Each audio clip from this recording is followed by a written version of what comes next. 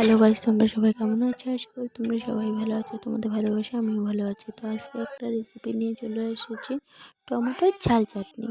তো দেখো, আমি একে একে পেঁয়াজ কুচি করে নিয়েছি, টমেটো কেটে নিয়েছি, তার সঙ্গে নিয়েছি কাঁচা লঙ্কা। তো আমি কড়াইয়ে তেল দিয়ে দিলাম।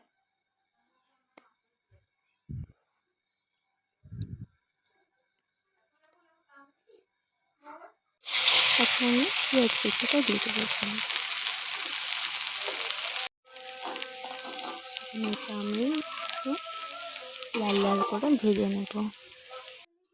তারপর এটার মধ্যে টমেটো আর লঙ্কা দিয়ে দেবো। তার মধ্যে নুন, হলুদ গুঁড়ো দিয়ে দেবো।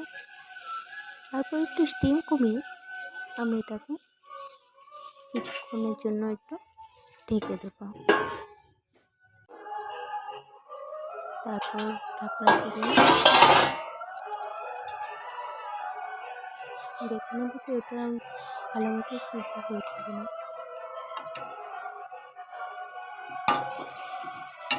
তারপর ওটাকে ভালো করে মিক্স করে দেখো এরকম চলে এসেছে।